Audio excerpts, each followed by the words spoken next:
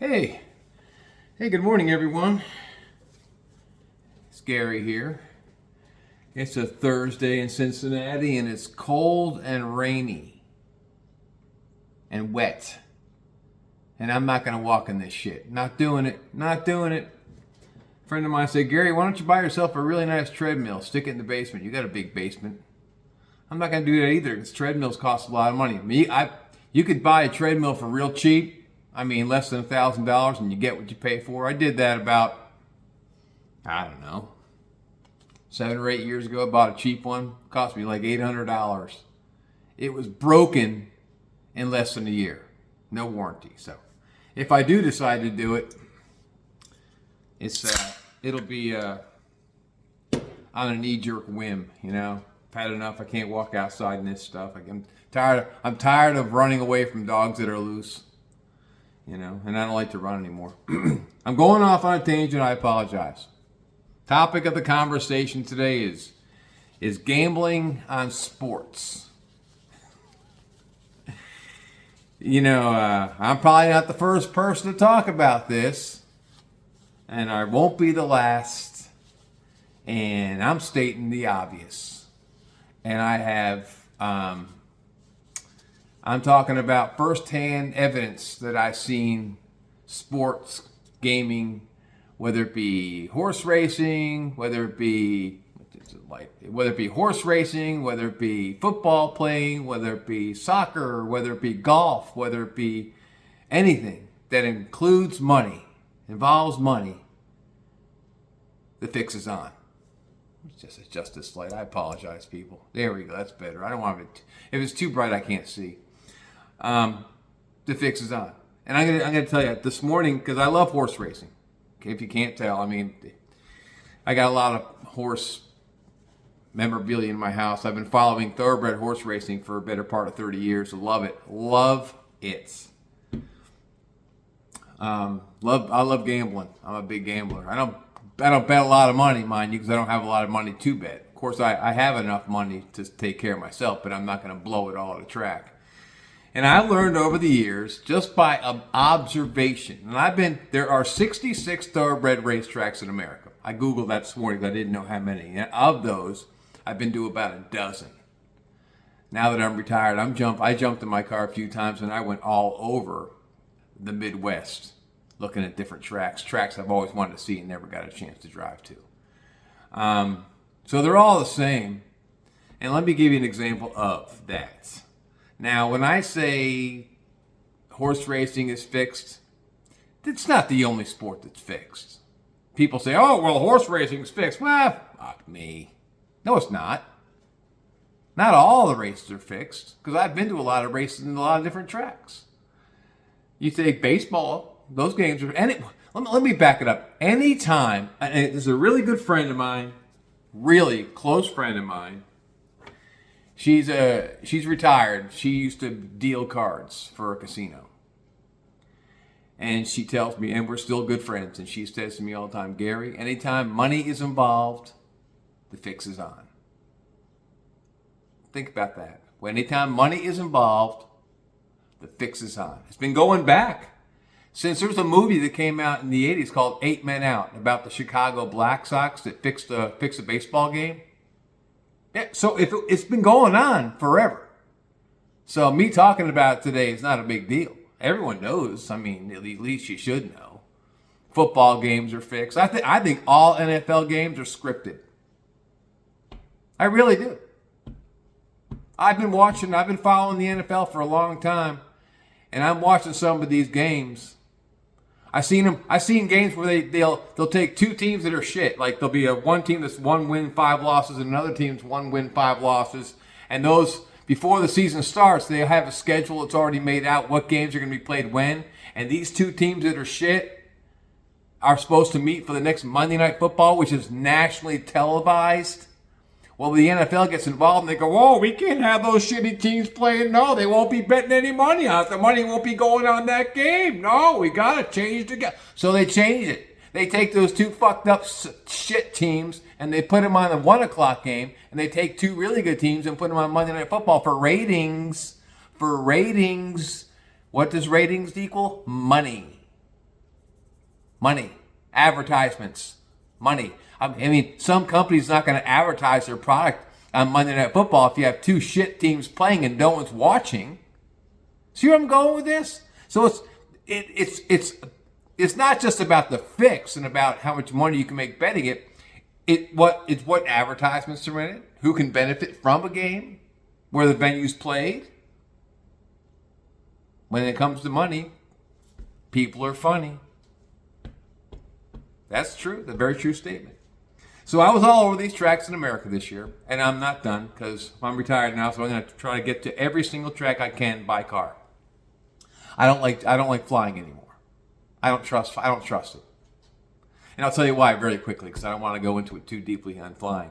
But because I'm single and I'm financially secure, because I've never had to give my money to anyone, so I just kind of save it for myself. I've always flown first class.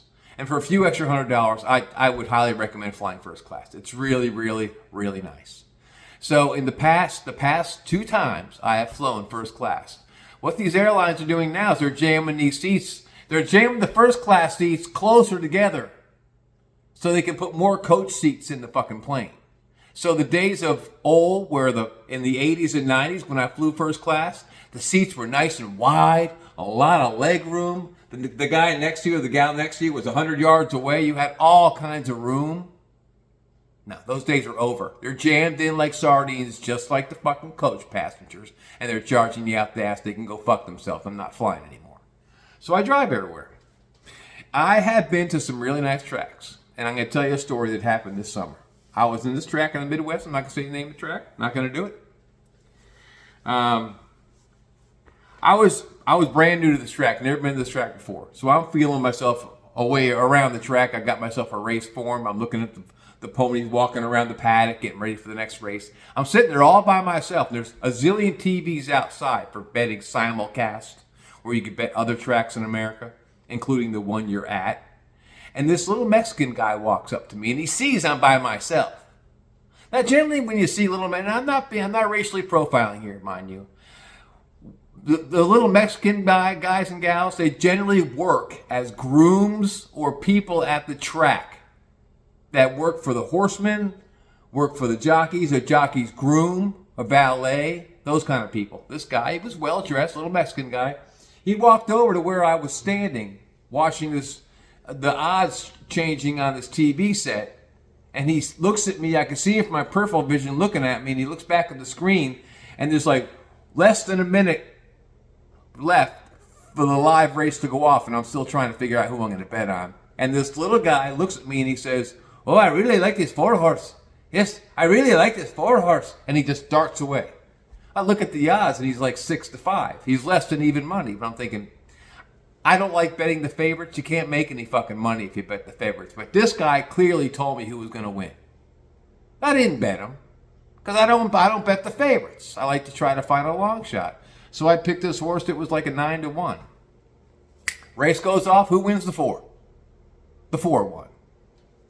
I didn't bet him. The horse that I bet didn't even finish. He was still running.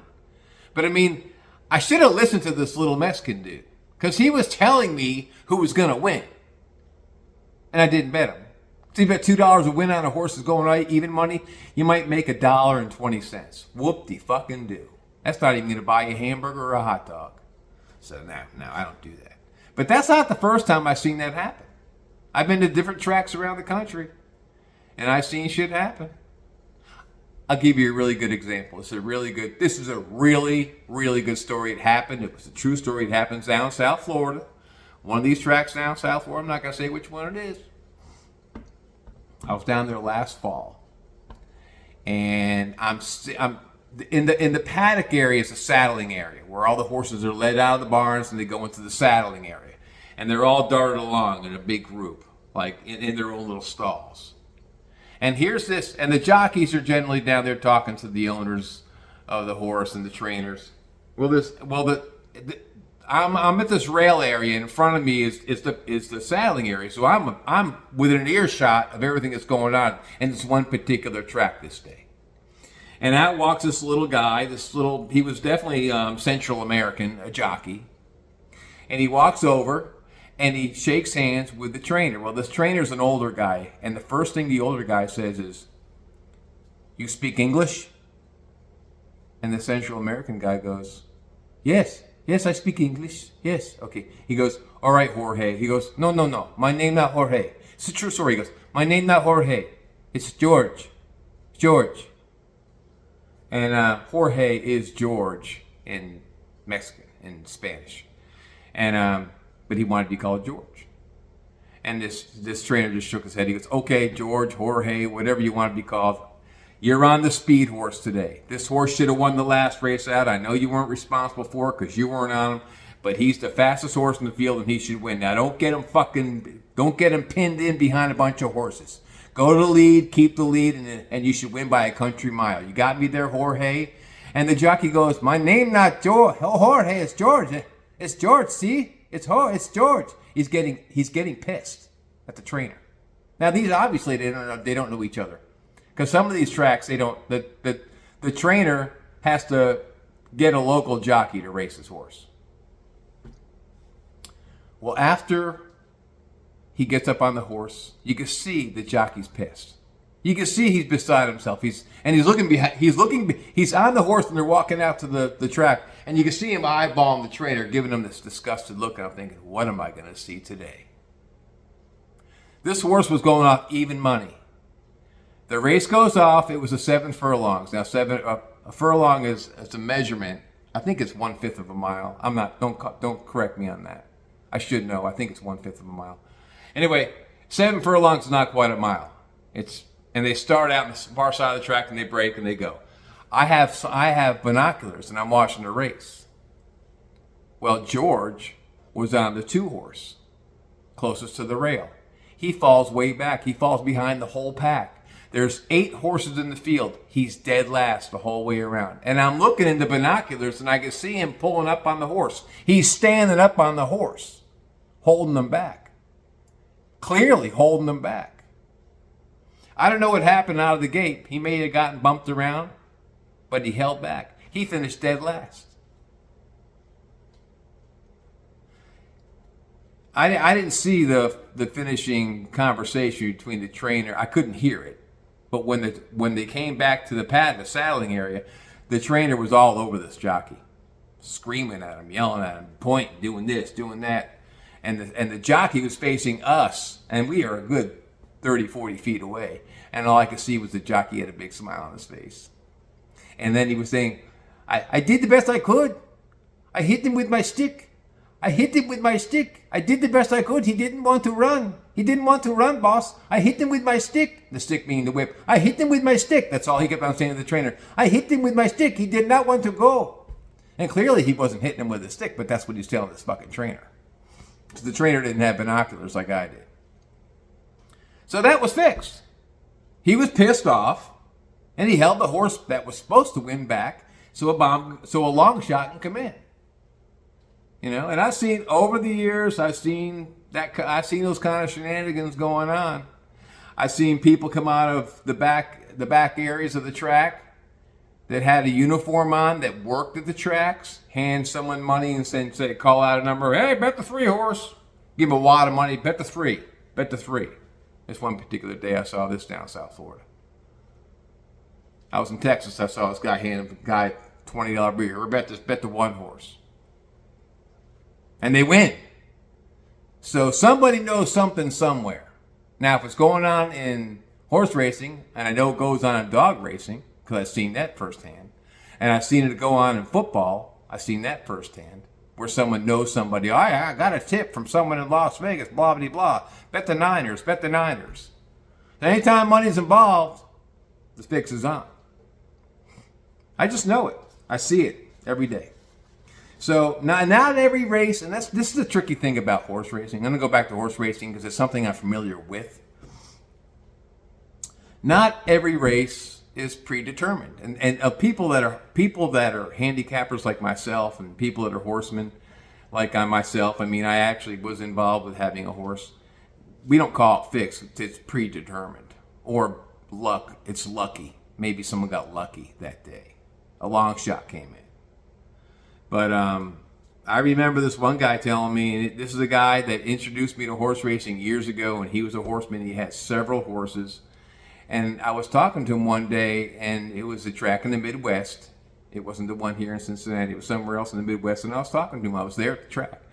And I said to him, I said, I'm not going to say the guy's name because he's still a trainer.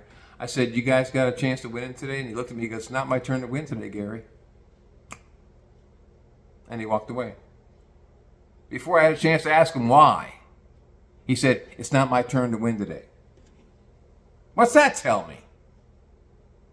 That was 15 years ago when he said that. Excuse me.